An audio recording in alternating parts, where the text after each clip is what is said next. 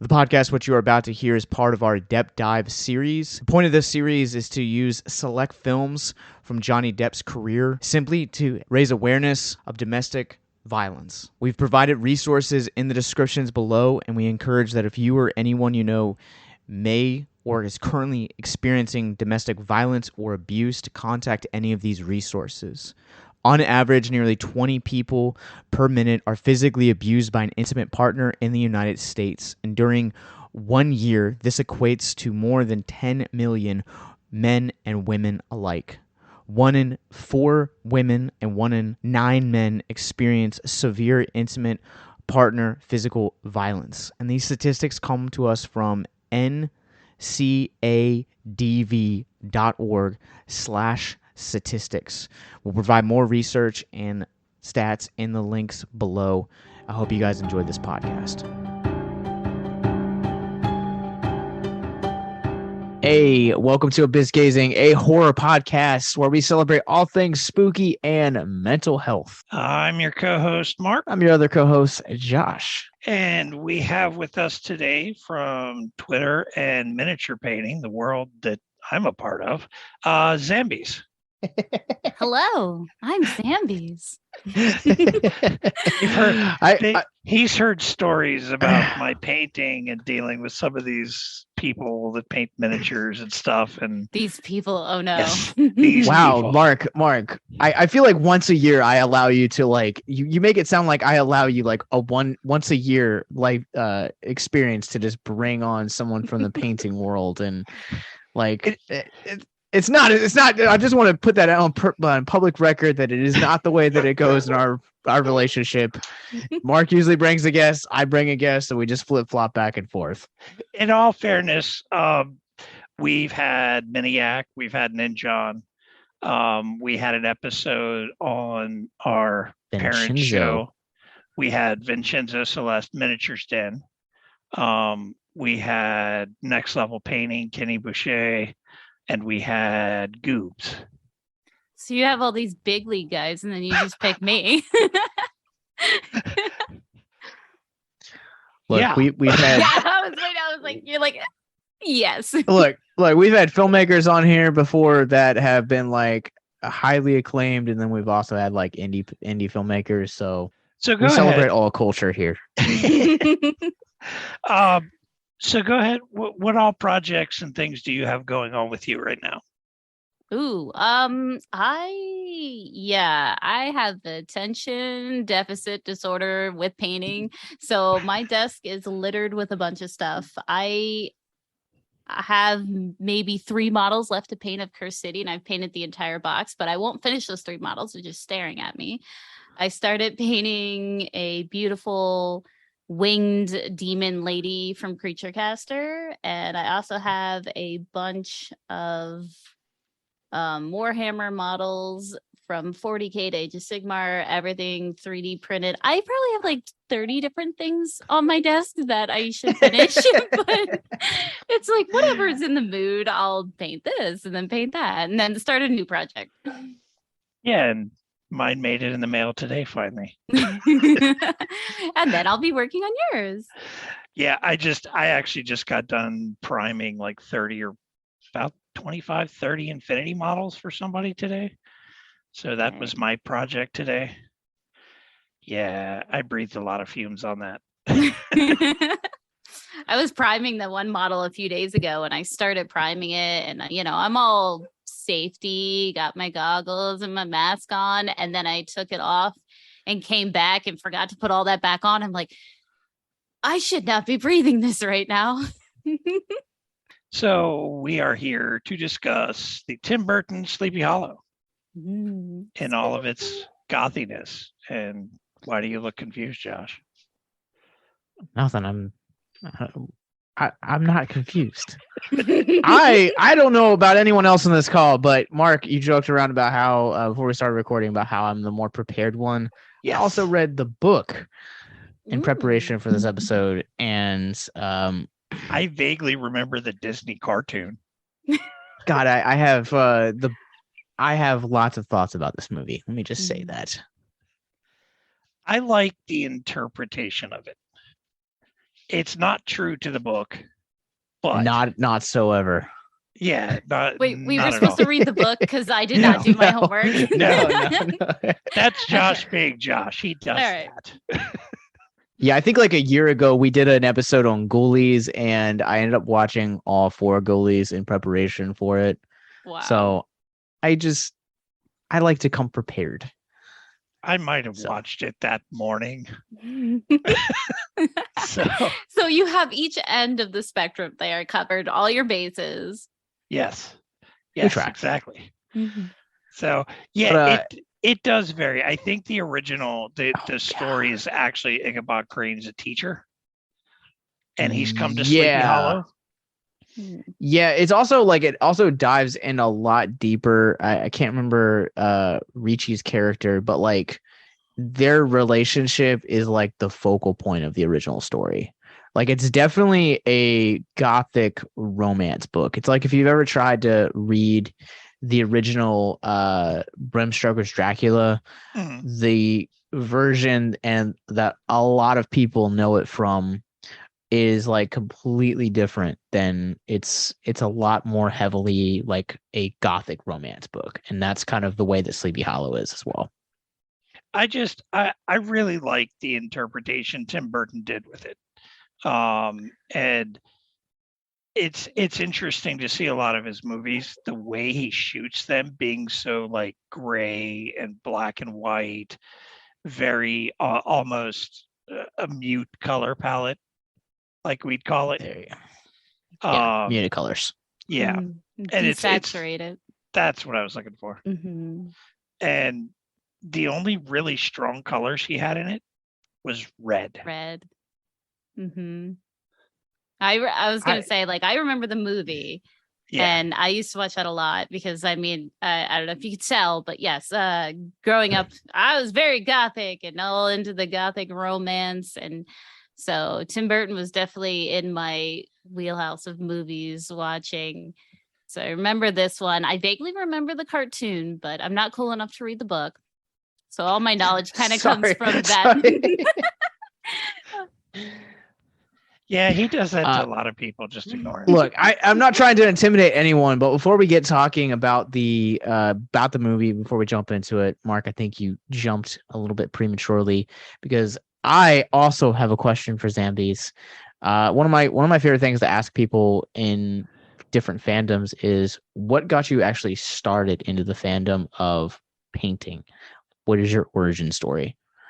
Ooh, so I'm actually not much anymore, but I'm a graphic designer by trade, and growing up, art, all different types of art. My mom got me into tons of crafts and stuff like that. I canvas painted, I drew. Illustration is really a big passion of mine. So I actually started on Twitch streaming video games just for fun to blow off some steam. And I found some mini painters through there, and they got me into the hobby because I didn't even know, like, I've played tabletop before, but I didn't know painting the miniatures was a thing. And I was like, oh, I want to do that. So I started doing it and I absolutely loved it. And it kind of just scratched that traditional art itch for me. Who were some of those original painters? Do you remember? The first mini painter I ever met was a Gray Paladin Art. And he doesn't stream anymore, but he's a UK artist. And yeah, and then I got introduced to a bunch of different people. And like Sam Lenz was one of the first painters I met too through there. And from there, it's just like the whole community embraced me and I embraced them. And I just dove right in. It really is that kind of community that even some of the like superstars, so to speak, for the most part, tend to be real down to earth and will talk and hang out with anybody. Yeah. They're like super welcoming. There was a very short list of anyone I've run into that was like an asshole. So yeah, we have actually in my area, we have Eric Swinson as a local. So I know him acquaintance personally, and he does local stuff here and there, and he's always been super helpful and down to earth, and almost anytime I run into him, I can talk to him and ask him for advice or tips and stuff like that on painting. Shoot him a message, how does this look, how do I fix it, and he's always nice and will answer and help people out. Yeah, I Yeah, really just like it. So I was gonna say, like, for you, Josh, I had. Let me get this thought out. I want to call back to our Texas Chainsaw Massacre episode last year, and like, I don't have any affiliation with this world like whatsoever. My brother-in-law paints, and like he was kind of like my introduction into that, like, and getting to know Mark over the last few years, and he's also been kind of like slowly opening my exposure to like all of the different things that this world is, on like the possibilities and what it can be. And so like I like the fact that like even as like an outsider and someone that is just a admirer and a art appreciator, that like you said, like this community really does feel welcoming, and it doesn't matter whether you've been doing this for 10 minutes, have questions, or you've been doing this for 10 years. They just kind of seem to embrace you. Yeah, definitely. And the cool thing is there's so many different, like the community as a whole for the miniature world is huge, but there's different little sections where some people just paint for tabletop, and some people make whole giant art worlds and dioramas, and there's all this little in between and sculpting, and it's so cool that still everybody mingles and has this appreciation for this umbrella of a hobby. Yeah, and then you have events like you had the World Model Expo that just happened a couple weeks ago. That's what I was going to say. I believe Swinson won a gold at that. Nice. And to give you an idea, it's like once every 3 years they have it. I think the next one's going to be in France, 2025. And you end up with like major names showing up. Roman Lapat, Vincenzo was there, Swinson was there, Christoph Kovalchek was there, and he was one of the judges. And it's like the royalty of miniature painting comes out for stuff like that. And they come out, and if you ask them, if you bring a piece to it and you don't place, or you place low or whatever, you can ask them, hey, what do I need to work on? And the majority of the time they'll sit down with you and go through your model, what you need to fix. These are things you could correct or do this different. So it's a cool world to be a part of and interact with. Like I just had in April a 2-day seminar with Banshee. And you work with him, and then you work with another artist, and it's like night and day teaching styles. And one might teach you one way to do something, and the other can teach you a completely different way to accomplish the same thing. So each artist has their different way of doing the same techniques to accomplish the same goals. And you can hand one model to 10 different artists and come back with 10 different results that are equally just as good as each other. Yeah, definitely. It's so cool that there's so many different backgrounds and views and styles, and things are developing. And yeah, everyone is just so helpful, and so really, like, I want to say loving, but it sounds cheesy, but it really is a loving community. Like, I think we just like nerdgasm on the same thing. So everyone's like, yeah, one of us, it doesn't matter. Let's all just be geeky and, together. Yeah, Mark, to your point about art and kind of like the different interpretations it can be, keep that in mind as we go through Sleepy Hollow. Dun, dun, dun. Segue. Yeah. I saw this movie in high school and it put me to sleep. And so this was kind of the first time that I watched it like as an adult. And Mark, I think I still have the same feelings for it, man. What? Oh God, why would you do that? I made it through the entire thing fully awake. I don't know. My Letterboxd review for this movie was, I think I liked the film's color palette more than the actual film. This movie's gorgeous. It's absolutely stunning. It's visually stunning.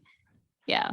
So I like Johnny Depp movies. I'm not a huge Johnny Depp fan. Just Same. Because I'm not. Yeah. But I really like the way he did the almost early day of forensics, checking out all these murders in Sleepy Hollow. I like the way he portrayed it and did that translation from the original of being a teacher to being almost like a scientist trying to determine what's going on in the typical Johnny Depp idiot sort of way. Yes, this movie feels very much like a Tim Burton Johnny Depp collaboration. We've seen this. Which most Edwards. Yeah, we've seen this Edward Scissorhands. We've seen, Charlie and the Chocolate Factory. We talked about a couple weeks ago. We talked about Sweeney Todd, and so like there's just kind of this like manic energy that the two of them have. Like it's kind of like a more gothic version of like Beetlejuice, to where it's like not as like bright and vibrant of a world, but that still has that manic energy. And I don't know. Like I like Johnny Depp as an actor. I'm probably in the minority clearly on this call. Oh no, it's not that I don't like him. He's good at what he does. He's just not like one of my favorites. That's all. I kind of feel the same. Is like sure. Yeah, with Johnny Depp and Tim Burton, I like them as their artistry, but as people, I want to separate that because I think they're kind of trashy people, but it's like, yeah, you do good artwork, but like, I don't want to hang out with you. Like, I don't want to associate with you. That's fair. And I think the aesthetic of this movie is really pleasing. Because like Mark, you talked about like how they interpreted this him being a teacher in the original source material, and now he's kind of like this like scientist almost, but he has this like steampunk aesthetic to him with like all of his inventions, and it's so cool to kind of see. Like every time that he would like examine a body was really awesome to see. But this movie just kind of feels like empty. I like all the trinkets and stuff, and he's like a mix between a scientist and a detective. Like he's doing like both kind of in that area. But yeah, the movie overall with just like all the little gadgets and the details on like the clothing, the aesthetic overall was really beautiful, and that's what I feel like for me carried the movie.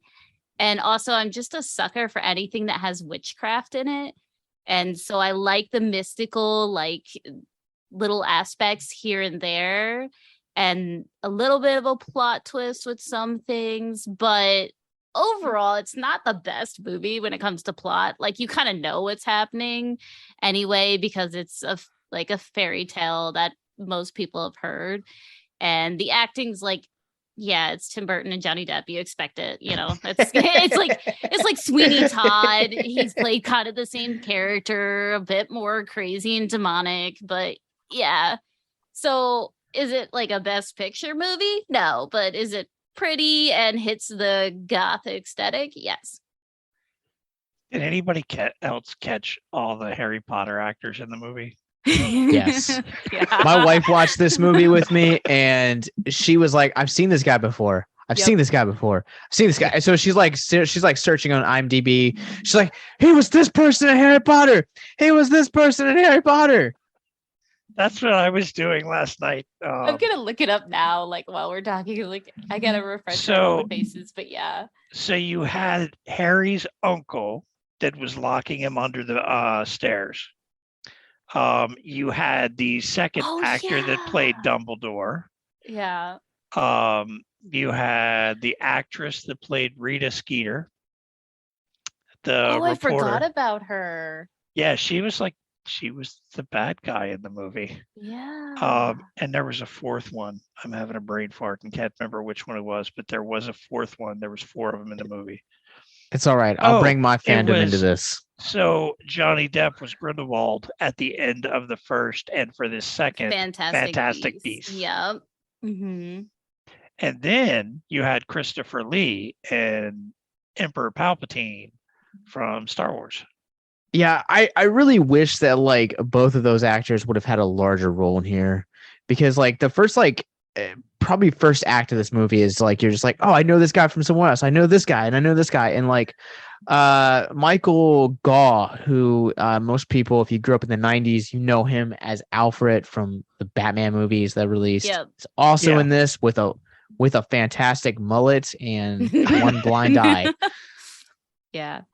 The big thing, like it's gonna sound funny, but when I think about this movie, there's always one part that just flashes in my head that I always laughed at because I thought it was like ridiculous, but is Christopher Walken's teeth in the movie. They're so bad.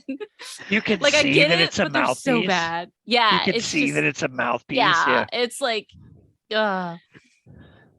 So I'm almost kind of curious if it's like Hellraiser syndrome, where like if you know anything about the behind the scenes of the original Hellraiser, a lot of the Cenobites were supposed to like actually talk, but actually couldn't because of the way the prosthetics would sit on their face. Mm-hmm. And that's why Doug Bradley ended up becoming the face of the franchise, was because he could talk. And I'm almost kind of curious if like that's the reason why Christopher Walken doesn't say anything in this, but nobody else could have played the Headless Horseman outside of him. He was great in this movie. Didn't say a word, but his craziness carried the movie. Yeah. Maybe Nicolas Cage. It's weird to think about now, though, because like seeing all the movies he's been in and as an actor, and you go back and watch it now, it's kind of ridiculous. But he did it well. Like he's so crazy-eyed that he did it perfectly well. But it's still silly to kind of see him, especially like with that makeup and everything. Well, he's so known for so many different types of parts in movies. And it was just kind of weird that he had such a small role in this movie. Yeah. And all he did was kind of the whole time. Mm-hmm. But then you go and look at him playing, was it Gabriel in The Prophecy? Yeah. And he was one of the creepiest bad guys like ever. Man, I haven't seen those movies in forever. I used to love them. Yeah, I got the four movie collection. So Let me just say that you don't need to utter a word in order to be effective. And Nicolas Cage in Willy's Wonderland speaks absolute volumes to that. It's a great movie. If you guys haven't seen it, go check out the episode of That's High Praise. But he literally just grunts the entire thing. It's great. It's on Hulu right now. It's one of the best movies of last year. It's Nicolas Cage versus animatronics. So for anybody that may not know, That's High Praise is our Nicolas Cage based podcast. Every episode is about a Nicolas Cage movie. Oh my God. That's amazing. It's amazing. We had Nicolas Cage stickers. We don't have them anymore, but I love how great. he reinvented himself. Like he was good and then he became a joke. And then he was like, you know what? I'm a joke, but I'm going to take it and own it. And I'm like, yeah. Well, part of it was because he owed multi-millions in taxes. Oh my God, that's amazing. He owed multi-millions in taxes.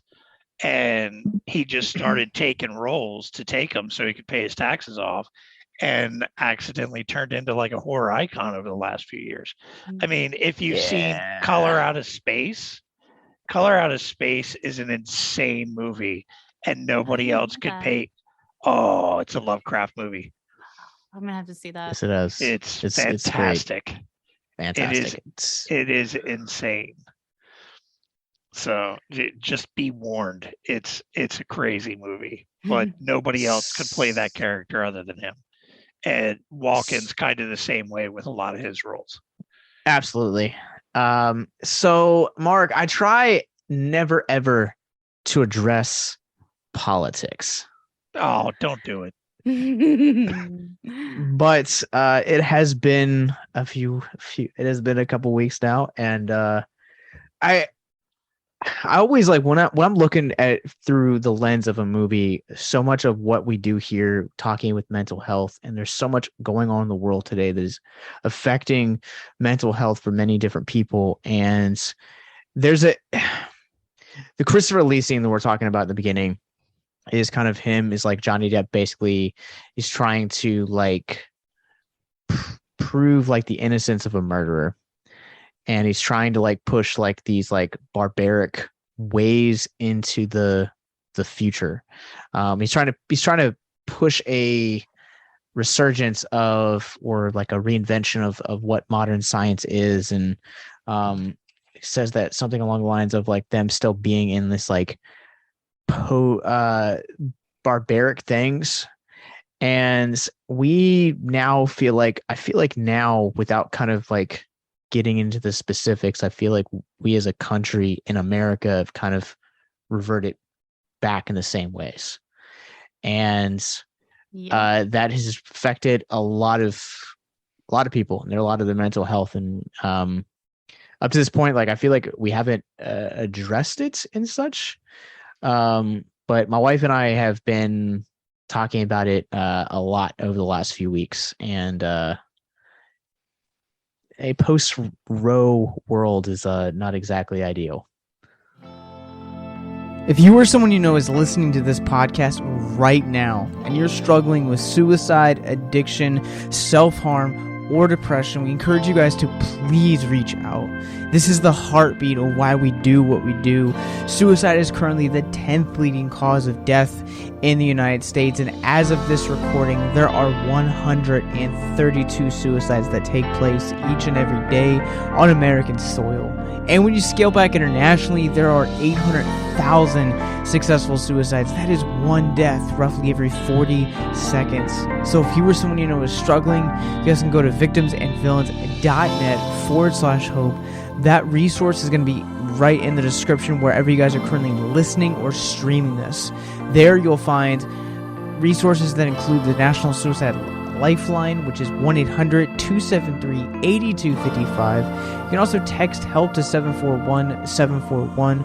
We also have a plethora of other resources, including churches, getting connected with counselors, LGBT resources like the Trevor Project, and also veteran hotline as well.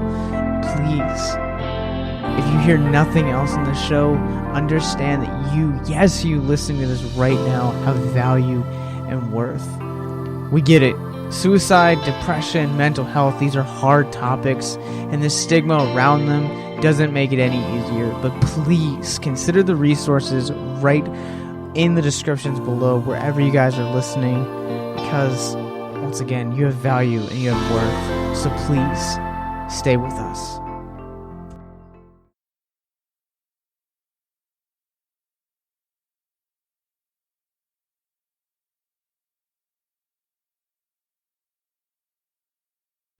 Yeah, I don't want to say anything like too uncomfortable out of respect for your podcast and where you're going, but I totally agree with that. And I think there's like kind of a bump where you make progress for so long and then something happens and it kind of feels like everything is getting pushed back to where it was. And it's crazy to like, I don't know how old you guys are. Technically, I'm an elder millennial, but to see things that we grew up in and we're used to, and then it feels like you've fought the good fight for certain things, and then now you're going back to a time and you don't know how to adjust. You're like, I remember before the internet. Now I have the internet. Now the internet's great. Now the internet's crazy. What is happening with all these people, you know? Yeah, if any of that makes sense. Yeah, no, I also too, like, I don't want to kind of put where I stand either way, because like I don't want to seem like I'm alienating anyone that we're trying to reach. But I know for like, also I haven't done like all the full research that I probably should have. But it does suck, because like I too would identify myself as I'd prefer the term elder emo a little bit better. because it still places my age just right, and it sounds way cooler. I just still identify as an old fart, so it's true. We got business cards made, and it just says Mark Moore, old fart. I tell my kids I was born before the internet, and it blows their freaking mind. I was like, "Yeah, That's Google amazing. didn't exist before." They're like, "What?" I came from the age where to locate the neighborhood kids, you looked where all the bikes were in somebody's yard. Yeah. I remember playing outside for the longest. Like I ran around the neighborhood, and now it's just like. You think about that, how times have changed where like it was totally normal for you to let your kid outside and be like, okay, be back at dinner time. You don't know where the hell he is. You just assume they're out with their friends in the neighborhood, just riding bikes or doing this. Now it's like, I can't let my kid outside if I don't know where he is and I'm looking around and, do you have a cell phone? Can I contact you? Do I need to know your location and GPS tracking system on yourself or something? It's just crazy how things have evolved. Yeah, it's night and day. If we did like half the stuff we did, I got the pleasure of growing up in the 80s. So if we did like half that stuff now, you couldn't get away with half the stuff we did. So wandering neighborhoods and packs of roaming children and drinking wild from feral water. kids. Drinking from water hoses and you got a scratch on your knee, rub some dirt in it and walk it off. Yep. Are you dead? No, you're fine. Yeah. But it is like, to go back to it's a different time now than it was is. It is, and like I feel like we've progressed in a lot of ways, but it kind of feels like at the same time like I felt like Johnny Depp in that courtroom. Like you just kind of feel like you're progressing back with some of the decisions that we've made, or some of the things that people are saying or like standing for, and putting faith and believing in now. And I say all of that to say that like it's a very crazy effing time we're living in, and it's very confusing sometimes. Yeah, and if you think about it too, with that movie, and like it's people fear change, and people fear what they don't understand and what they don't know, just like science and witchcraft. And it's that doesn't fit with my beliefs, or that doesn't fit with the society I was raised in, and therefore they're gonna alienate or put blame on certain people. And this is real life and in the movie. And some people will fight against the truth, and some people will fight for the truth. Yeah, and whenever Josh decides to bring this stuff up, I usually get real quiet. So. I'm trying to be super, try to be respectful. But if you poke the bear, I will let you know what all my feelings are about things. As a bisexual woman, reproductive organs, I will go off the rails on things, but I won't for you.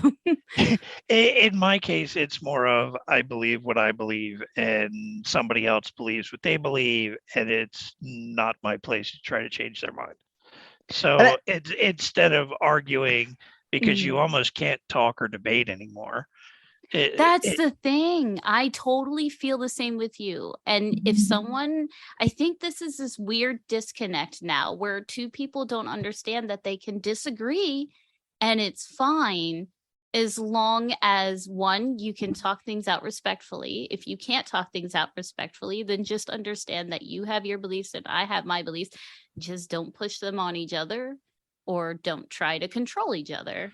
Yeah, and I've actually lost friends over the last about year and a half, 2 years over it. It was an argument that was, I don't know what your problem is, dude, but you need to chill. We can still be friends. That involved, I was called every name in the book, horrible things. My kid was called. And it's like, dude, why are you even? And that's how the conversation went, was like, dude, we don't agree on this. That's fine. We could still be friends. And the other side of the argument was, I'm a piece of shit because I didn't believe exactly what he did. And I've lost friends over some of these topics because of that, and that inability to talk. from someone that also is probably a representation of probably a loud voice here in America, being evangelical Christians. Dude, I get that all the time, man. Like it's almost kind of like being raised in church. Like they teach you to believe, like shove it down their throats. Like, and I will tell you that from someone that has an evangelical heart, that doesn't work whatsoever. Like whether you want to talk about it being Christian beliefs, political beliefs, sports beliefs, whatever, like shoving your beliefs on whatever subject you believe down their throat doesn't work. Because if you want to actually be effective and you actually want to be heard and you actually want the other person to hear you and carry on a conversation, then you need to be willing to do life with them and allow the conversation to arise naturally. And you have to be willing to listen and listen to hear, not listen to respond. There's a difference between the two. And a lot of people don't understand those differences. If you're listening to respond, you're not paying attention to what's actually being said. Mm-hmm. Yeah, my best friend is Christian. I am kind of spiritual. I don't know. I don't really identify with anything. I just that's like, fine. But I feel like it's just the fact that too many people, like, you have your beliefs, my beliefs, whatever you do. Just, don't try to control me. I don't try to control you. As long as people are okay with that, I'm perfectly fine. If you want to think horrible things in your head, keep them in your head and don't tell them to me, or don't try to push them on me. And that's it. Like, I don't understand why more people just don't live and let live and do their own thing. Yeah. With me and Josh, like he said, he's Christian and very open about it. I was raised Southern Baptist, not really along that line much anymore, but I have had a mix of friends over the years. Like when I was growing up, we were at church multiple times a week, twice on Sundays, and everything revolved around the church and the Bible and all that. And as I got older, I got a lot very far out of it. But I've had friends over the years, pagan, Christian, heathen. It doesn't matter. It didn't matter to me. It just made my group of friends that much more interesting, having such broad, different viewpoints on everything. I think the biggest thing is it's not so much the religion, it's the people. And the presentation. There are wonderful people from every religion, and there are terrible people from every religion. So it's really just like, sadly, a lot of the terrible people are always the loudest. Yeah, there's Mark, you said something like, and we talked about this in our Nope episode too, where it's like listening makes legitimately all of the difference. And you guys both talked about, like, we live in this world now where it feels like almost impossible to like sit down and like actually have a conversation with someone about, like, well, this is what I believe. This is what I believe. I'm for this issue. I'm against this issue. Like, we can't hash it out because they're both kind of at each other's throats. And whatever you believe on whatever issue, just know that listening is going to make all of the difference, and listening could legitimately mean the difference between life and death. Because sometimes when people don't feel heard, depression sets in, depression stays, and depression eventually can evolve into suicide, addiction, self-harm, and a number of other things. I think the biggest thing for me that I wish more people understand is almost everything in life is not black and white. And the more everybody wants to try to put people in boxes and say you're on this side and you're on this side and this, and there obviously there are things that, like, yes, you don't go around killing people. There are always these big, lines that morally and right that almost everyone should align with. But I just think that there's so much color in this world, and there's so many different people, and there's so many different situations that everything is dependent on something different happening, that not everything is black and white, and drawing these simple conclusions without knowing all the facts. And that's why you should listen to people and talk about stuff and learn from different people and different experiences. That it just makes me kind of like, it's hard in my head, and I'm sure other people, to just be like, well, why do you think that way? And then just block it, be like, you have to be this or you have to be that. You're shoving people in boxes and labels, and there aren't always boxes and labels for it. No, especially in the world that we live in now. And there's a great quote from HBO's Watchmen that I want to read real quick. Angela Abar, who is our main protagonist throughout the series, is consulting her son. She says, "We don't do lollipops and rainbows because we know that those are pretty colors that just hide what the world really is, black and white."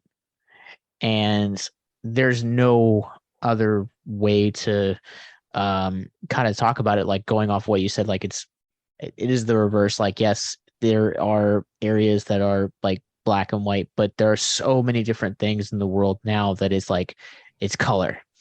The world that we live in today could not exist in this weird Tim Burton deep saturated beautiful world of Sleepy Hollow, where the main color is red. Which I'm okay with. that sequence where they like it's him and Christina Ricci, and they're trying to find the Horseman, and he like knocks on the tree, and the tree just like unleashes like all of the heads. Like, favorite part of the movie. So great. So we were watching it last night, and my wife looks over. Apparently she knows a lot of the background of the movie. I guess during that scene while he's hacking at the tree, Tim Burton was telling him to pump more blood through it. Is that so, like shooting everywhere? Yeah. Yeah, to make it more gory and spray blood, but make it all gory and nasty and spraying blood everywhere like it did. Yeah. Is that why he looks so timid while he's doing that? Because he looked like he just looked disgusted, which Ichabod Crane is such an interesting oxymoron throughout the course of this movie, because he wants to find the answer to the everything, but he's almost kind of like Monk when it comes to blood. Like, blood and guts kind of seem to freak him out, but yet he's like opening body parts. It's a very weird dynamic that Johnny Depp has created in this movie. He's a chicken shit that's kind of facing his own fears at the same time. Yeah. It's like, it's a battle. It's like, everyone has those voices in their head, and you're like, I want to be tough. I want to be tough. I want to be tough. I've got this. Everything's fine. And in the back of your head, you're like, you're going to throw up. You're anxious. Like, you can't handle this. Nope. But throughout the whole thing, yeah, he's battling his own fear and trying to become the more tough guy, that he thinks he is. But in reality, he's like, I'm scared shitless, but I'm going to do it anyway. It's also really interesting too. Like, his first encounter with the Horseman is this like, he's sick to the point of like not wanting to like leave his bed, and like he's just absolutely terrified. But also, like, at the same time, like, here you have a guy that's very scientifically sound, and again knows what he believes, does everything according to science, and yet he's kind of comes face to face with this like otherworldly being. At the same time, later on after that, he actually fights the Horseman with somebody else. So it shows that he's growing from the experiences he's facing. Yes. And I will also say that, like, from like a personal point of view, like I shared this in our episode on most recent episode of That's High Praise, but like I have this like weird fear or like anxiety sometimes that like when we go out and do a convention and it's like, oh, hey, like I should go talk to like celebrity guest A or celebrity guest B or like someone else, and vending. I always gotta like weirdly like talk myself into it. It's like, all right, you're enough. You're cool. You got awesome podcasting, create awesome content. Like, you really got to give yourself that prep, and you like eventually grow. Like once you do one, then you kind of get like more comfortable with it. So I kind of feel like it's the same way. Like once you've had an encounter with the Headless Horseman, you're like, okay, I could do this again. But do you also notice that like there's this difference, and I don't know if you guys are the same way, but for me, it's like if I have to do something for myself, I've just like I gotta talk myself up. I'm anxious. I'm like, oh no, I can't do this. But if someone else needs something where it's like, can you ask that person for the ketchup or something? You're like, oh, I got this. So it's like he now wants to defend and help Christina and save her. So now it's like, yeah, he's all of a sudden brave and finding himself. So it's yeah, I don't know. It's this weird thing where you're not confident or you don't have the courage when it comes to you, but for anybody else, then all of a sudden you just like, put your big boy pants on. Well, at the same time, though, guys will do stupid things for women.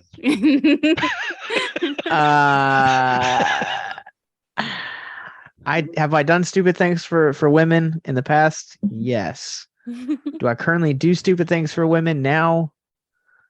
Not so much. I mean, depends on the woman. Me being the goth metalhead that I am, I have one, and it's my wife. Mm-hmm. I ended up going to a Cher concert for a former girlfriend. So, oh my goodness! On the upside, who are you? Though, what have you done with the real Mark? On the upside, though, Cyndi Lauper was the opener, so I was okay with that.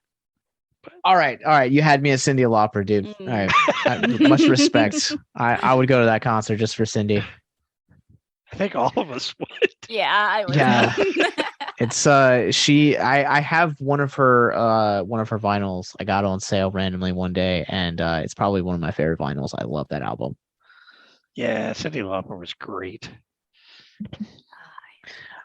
Yeah. To your point, Zambies, like it's weird because like I used to be really bad about that kind of stuff. Like self-love was something that like I sucked at. And if someone asked me to do something else, like I was always like really quick to like jump in and like want to help them and kind of like walk through with them. And self-love has been something that I've had to practice and discipline myself practicing over the last couple of years, and also being obedient enough to like actually stop and rest and like say, okay, it's okay to like buy this movie for myself, or to watch a movie that I don't have to cover for the podcast or for a film festival, and like actually like relaxing and like understanding everything. Yeah, I feel like too, you think about that, everyone's always like, the new thing is like treat yourself, self-love, self-care, which is very important. And it just speaks volumes to the fact that so many of us like are givers, and they will just be like, yeah, I'll buy my friend this, or my partner this, and then it's like, oh, but am I really worth that? Do I want to get that for myself? I think a lot of people struggle with self-worth, and that's something I have, like self-confidence, self-esteem. I've been working over the years to kind of fix, dive in a bit more personal, but I had a very misogynistic and verbally abusive father. So my perception of myself is kind of distorted through that. And I've been working really hard to see my own worth. And yeah, I think that everyone, like, there's this weird line where there's some normal people and then there's some people who just think they are God, and then everyone else is just like, do I really need that taco? Like, there's always room for tacos. Yeah, there's always room for tacos. That's a fact. And I mean, I had a really abusive ex-wife that was kind of the same way, and it took a little bit of time to kind of get back to me being me, which, I mean, I'll take on just about anything head on. I've been called into meetings at former jobs with VPs, because they know I will say what needs to be said and take on the challenge of this is where the problem is, sitting there with a VP of the department. And it's ultimately kind of rebuilding that over some years has actually worked in my favor with my current career path too, is learning to take on things and that I'm able to do just about anything I want because I can learn how to do it if I don't know how to do it. And the way things were in that relationship, it was constantly being told I was worthless and piece of shit and you don't know anything. And it was constant on almost a daily basis. Yeah, and shout out to the movie Sissy, because I got to see it for this year's Fantasia Fest. It's a fantastic movie, but one of the things that film explores is how the subject of like bullying with you, when you have a bully, how the victim of said bully starts to take up identity actually in the things that the bully is actually saying. So if you have a abusive relationship or abusive friendship or toxic work environment, you have a tendency to believe all of the negative things that are being said about you. And that's why it's super important to like make sure that you're surrounding yourself with positive communities. We've talked about the importance of like community at the beginning of the episode, but like also making sure that like, you're being in a work environment that is going to be beneficial for your mental health, because I've said this so many times to all my friends, no job is ever worth your mental health. Understand your value and understand your worth. And if, places like are ever toxic, like what Mark is describing, bye. Like just leave. Because in the end, the money might be good, but you'll find a way. Oh, I mean, you got that old saying, the grass is always greener on the other side. But sometimes it's because it's very well fertilized. So, yeah. And I have found that out from experience. I've got a personal saying, and it's just like plant good seeds. And you think of yourself obviously as a plant, and hydrate yourself, you dehydrated noodle, but you need sun and you need water. Like look at me, I'm pale. I take vitamin D because I'm a vampire. But it's your environment and everything. If you're constantly getting rained on and clouds and you never see the sun, you're not gonna bloom. And you need to surround yourself, like you said, with a good environment of people. Like every time you hear those toxic words, they're seeping into your brain, you're going to start believing them. And you need to hear good things. Like even if you don't believe it, like right now, just say one nice thing about yourself a day. Look in the mirror, start small, plant those little seeds, and then hopefully like a wonderful garden will grow in your brain. You'll start to believe them, and you can get rid of all that rot and those like nasty roots that were dug deep inside there. Yeah, and it takes literally 3 words to make all of the difference. I am enough.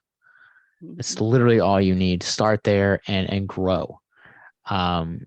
Because like what you're talking about, you definitely, the soil of your heart and how you are affecting everything, if you're in a toxic work environment or toxic relationships or anywhere that is overly has toxicity, eventually it's going to seep into the soil, and it's going to seep into the waters around you, and it's going to mutate the way that you think and view yourself. I had a friend, and he's the entire reason that I got into doing mental health advocacy is because of him. He was around that environment for years, and it came to the point where he actually ended up taking his own life because of it. And so I just want to say this to anyone listening to this right now, is that please understand your value, and if you have to, make changes when possible or when necessary. I think a lot of things I've heard too is, and from my own personal experience, because I've had some dark times and thought some dark things, but you don't, like, some people don't want themselves to die, but they just want the life that they're living to end because it's so hard. But this is your life. And I know there are always circumstances that some people just can't get out of. But if you can make the change, because no matter what you believe, right now, this is only happening once. This is your one shot that you got. I don't know what happens afterwards, but what you got now, don't waste it. And if you can get in a better place, get in a better place, because seriously, your mindset changes and a whole new world can be open to you. How would you guys like to help us get mental health resources into schools, conventions, and other events? Well, now you can. Simply go to patreon.com/victims and villains for as little as $1 a month. You guys can help us get mental health resources into current and upcoming generations, educate and break down stigma surrounding mental health, suicide, and depression. And you get exclusive content that you can't get anywhere else. And you guys can tell us which Nicolas Cage movie you want us to cover, and we'll do it. All it takes to get started is to go to patreon.com/victims and villains, or simply click the link in the episode description wherever you guys are currently listening or streaming this episode. Pick your tier and get started today. Yes, it's that simple. So quickly select the tier that you want and help us get hope into the hands of the depressed and the suicidal today.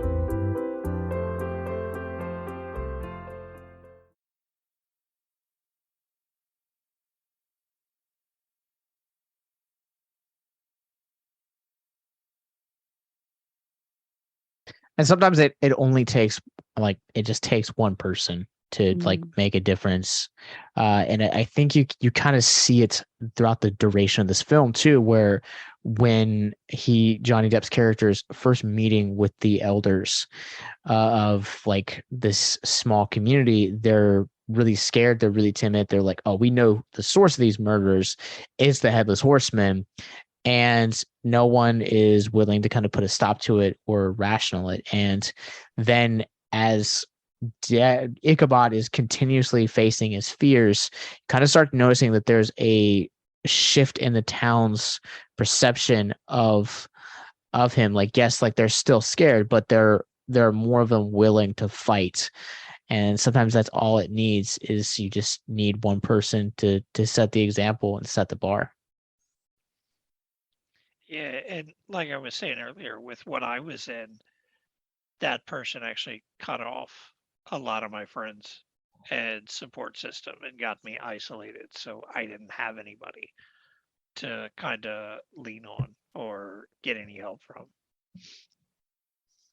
I think there's like a thing that, everyone's always heard of, like small act of kindness, but you think like every time you've done something nice, just like if you could ever think of like one time you did something nice, like you bought someone a drink or something like that, you don't really think of that daily.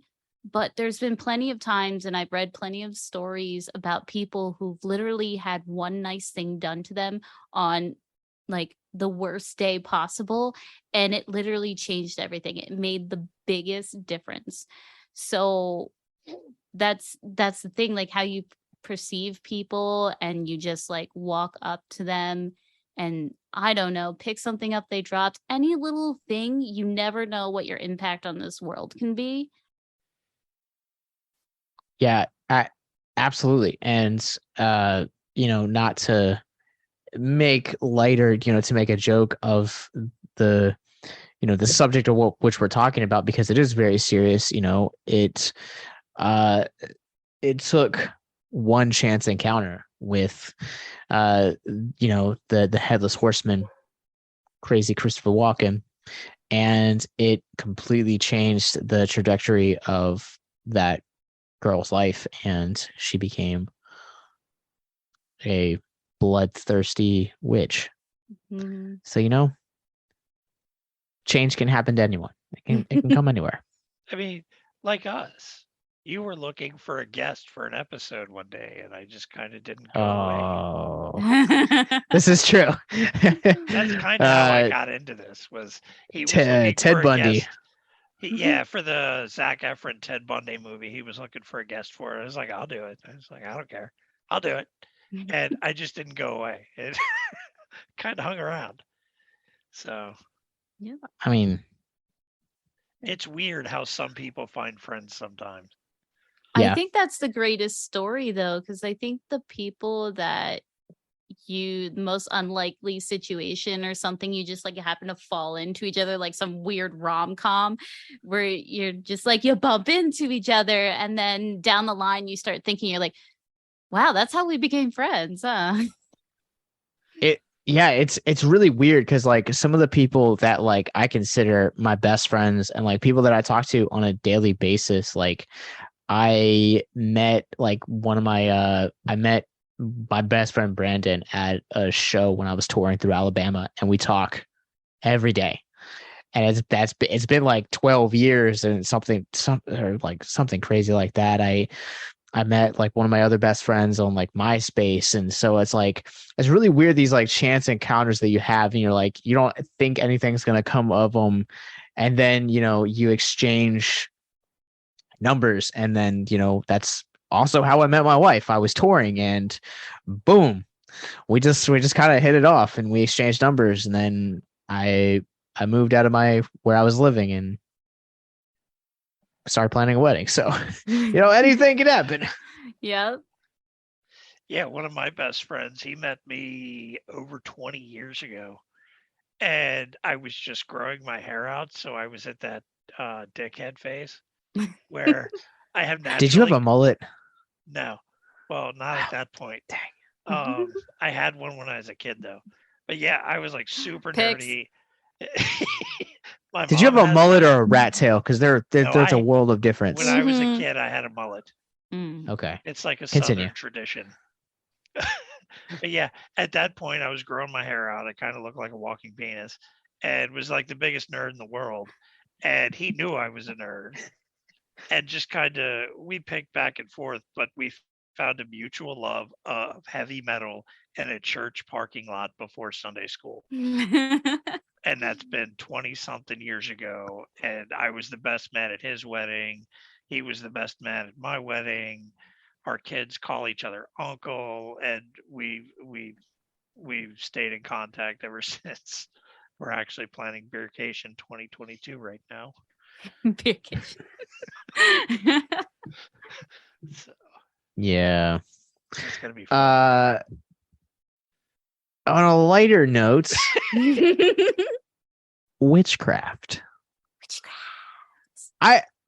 Like I said, I haven't seen this movie in a long time. I didn't remember anything about it. And the fact that there is witchcraft woven in this is a rather interesting take on this classic fable.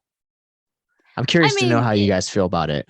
If you think about it, it makes sense, though, because most stories that involve people coming back to life and stuff like that, whether, like The Crow and all of that, there's something done and it's pretty much like a curse that invokes someone coming back to, put things right that were wrong or get vengeance and all of that. And that's just aligns way too much with witchcraft anyway. So it, that part made sense to me. It wasn't out of the ordinary for the story or the time period, especially when you deal with the fact that his mother in the movie was executed for being a witch. Mm-hmm. She was turned to, and it was because of a strange drawing that she did. That the optical illusion. Yeah. No, yeah. He did a drawing. His mother did a drawing in like the ashes in the fireplace, and his dad was a super that's pastor. right.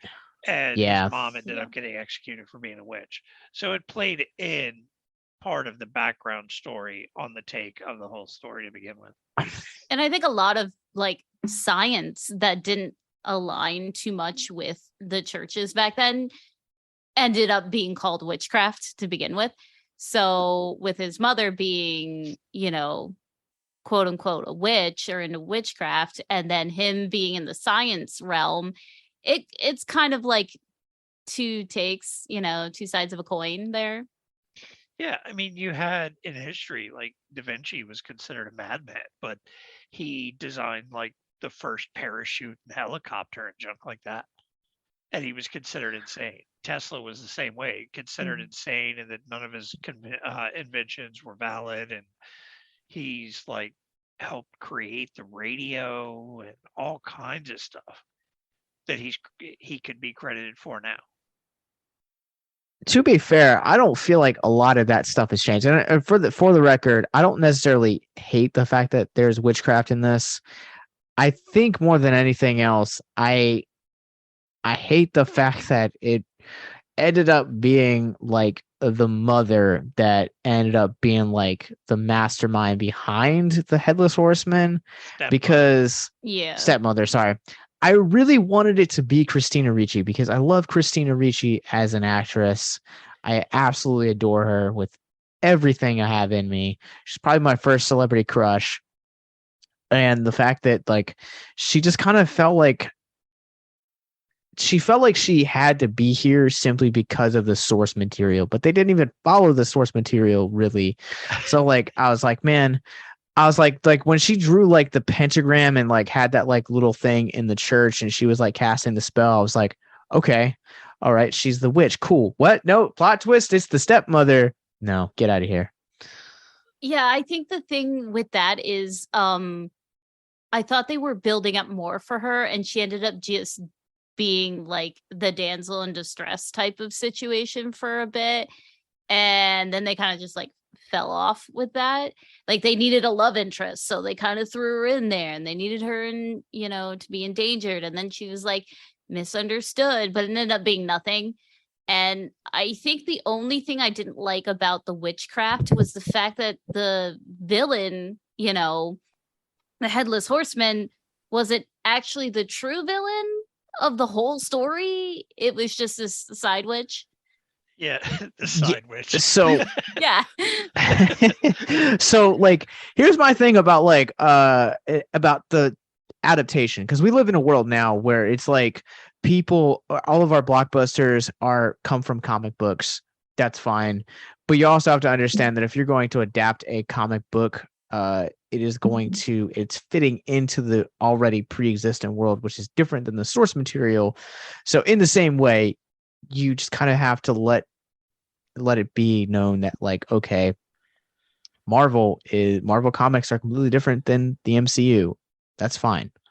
But like for this one, like it felt like they were like, we're gonna take Ichabod Crane and the Headless Horseman, and we're gonna call the town Sleepy Hollow. This is the things we're gonna pull from this adaptation, and we're just gonna do whatever.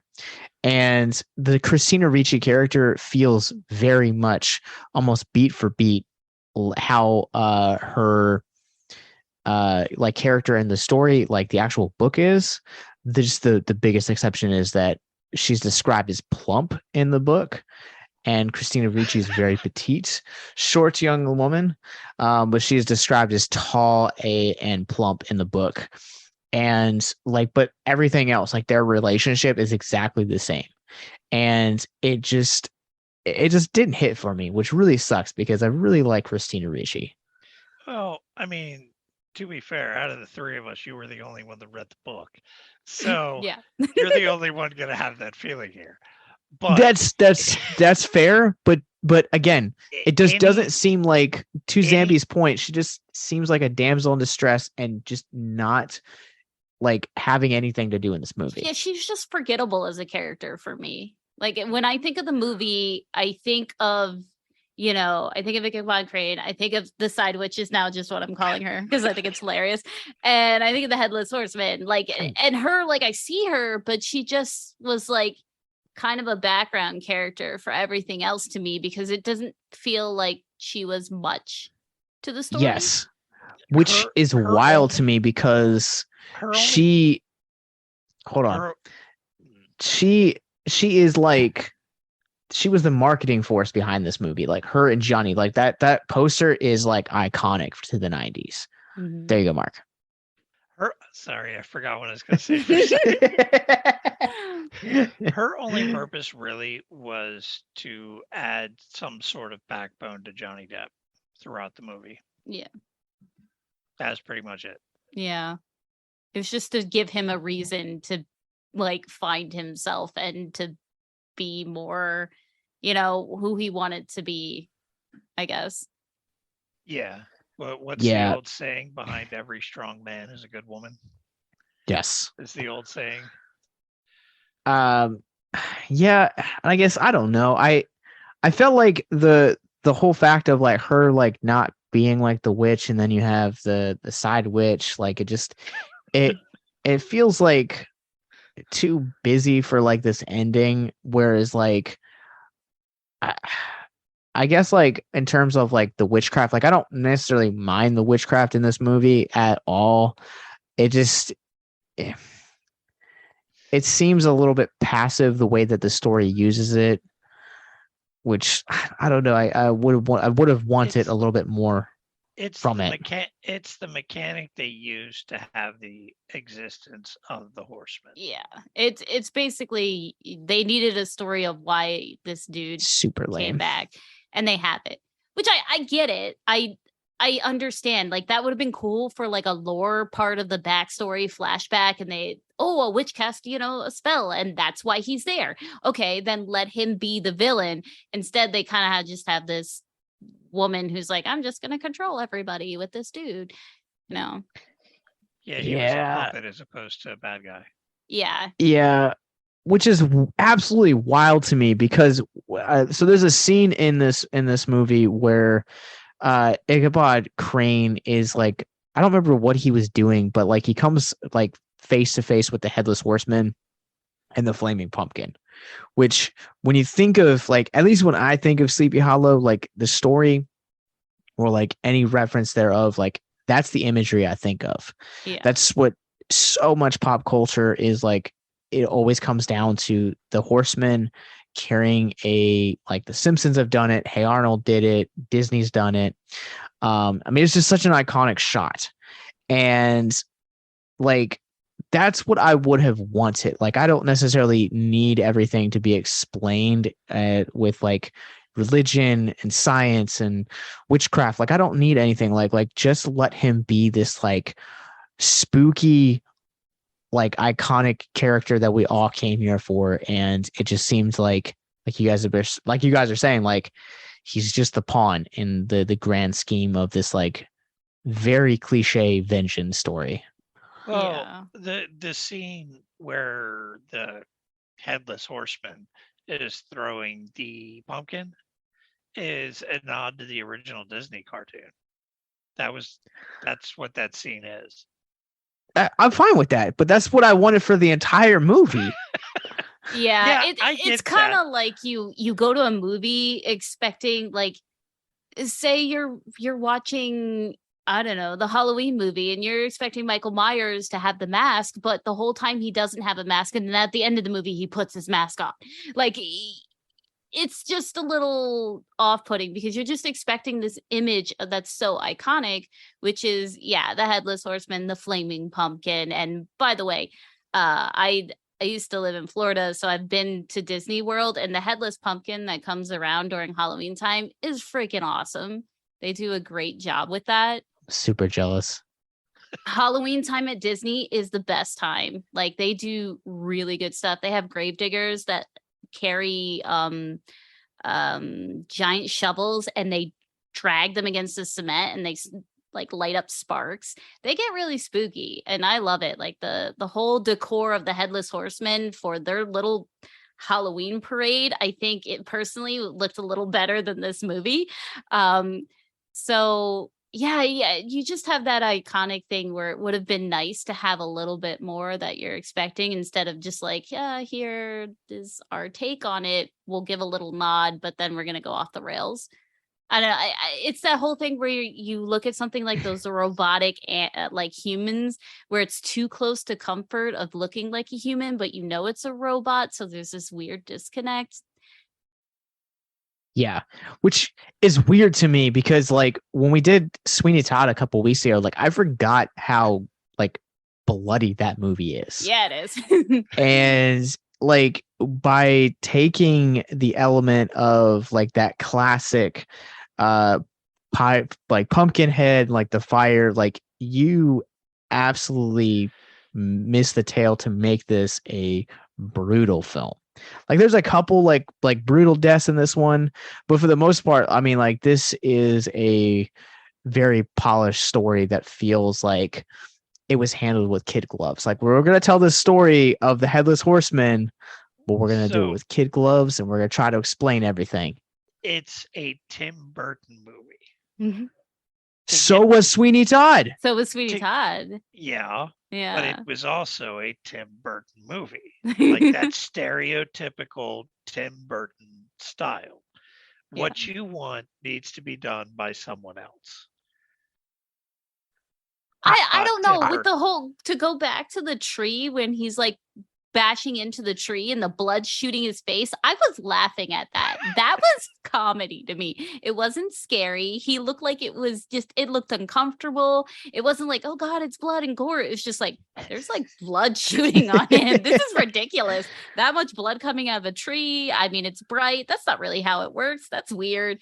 You know, it felt like a weird disconnect where it was like, yay, I've got a gothic romantic, you know, and then it was like a little bit of comedy, and then we're gonna try to be horror, like, or he's got the corpse he does the autopsy on, and it's been dead for a couple weeks, I guess, at that point. Yeah, and he comes out covered in blood. You could that old is gonna have the fresh of blood. You can still make this movie like whimsically scary, and just like it's all about like tonal balance. Like you can still have like The Evil Dead 2 is a great example of that, to where like it's like, okay, on one hand, like yes, we're gonna do like horror, but we're also gonna do this like outlandish comedy, and we're gonna balance it, and it's still gonna look really gritty and grimy. And that movie like reinvented that entire franchise and like set it on the course it's now. So it's like, I don't want to necessarily say that like you would have to have someone else, because I've seen what Burton can do in other projects. Like I know that he can do serious, like and whimsical. Big Fish is a great example of that. I think he did one with Amy Adams called Big Eyes. Like there's so many other like examples that he's done over the years. Ed Wood's another example, but again, it's all about tonal balance and how you create that. I don't know. I'd like to see a Rob Zombie take on it. I think this is funny because when I'm thinking about this film, I'm also thinking about another movie that I haven't seen in a while. I only saw it once. I wasn't a huge fan, but Crimson Peak, if you saw that one, it has the same aesthetic where, you know, gothic romance and then like the colors and all of that. But I don't know, I felt like that one was a little bit more pushed to the like creepier side. It's Del Toro. Yeah, well, that makes sense. Yeah, that's not Tim Burton, but I'm just saying it has the same aesthetic, doesn't it? Like you have Johnny Depp, but you have, what is it, Tom Hiddleston. But they both have that weird, like, you know, pale and the hair, and you know, they have the same quirky feel in that movie. I think Crimson Peak suffered from the fact that it didn't meet what it was advertised to be. It ultimately ended up being a love story when it was kind of advertised to be a ghost story. Yeah, it wasn't a horror story. It was mainly a love story. Yeah. It's fine. Yeah, I don't know. I think Del Toro is a lot better at that balance. Like diving into a lot of his filmography this year, like he is able to tell these like really compelling drama. Like Shape of Water is a great example. Like it's a monster movie, but it's a love story at the same time. And so you can have two completely different genres occupy the same space if you have a masterful storyteller at the helm. Wasn't Texas Chainsaw Massacre a love story too? Absolutely. See? 100%. Well, I think that's going to do it for us on this episode. If you guys have seen Sleepy Hollow, let us know what you guys thought. Share your memories and nostalgia with us. But Zambies, where can people find you online? Mostly anywhere. I have a lot of social media, but I stream most of my painting and stuff on Twitch. So it's just twitch.tv/Zambies on Tuesdays and Thursdays. And then mostly it's Zambies Decays on Instagram and Twitter, and I have a TikTok, sadly. So You guys can find all of her socials in the descriptions below. Mark, where can people find you? I just have my painting stuff that I have my Instagram that I finally started updating again. Titanium. So proud of you. Painting. I know it's been a while. I have my Cthulhu Templar up there that I started. Paint. Yeah, Titanium Juggernaut painting on Instagram. Nice. You guys can follow me. I'm on Letterboxd at Captain Nostalgia, and I too am also on TikTok under Gent Gent Ghostface, where I create horror content over there. You guys can follow our parent company, Victims and Villains. We're on Facebook, Instagram, Twitter, Twitch, YouTube, Patreon, and most importantly, our mental health resource library, all of which you guys can find in the show notes below, along with links to where you guys can stream our podcasts. But until next time, remember that the longer you gaze into the abyss, the more the abyss gazes back into you.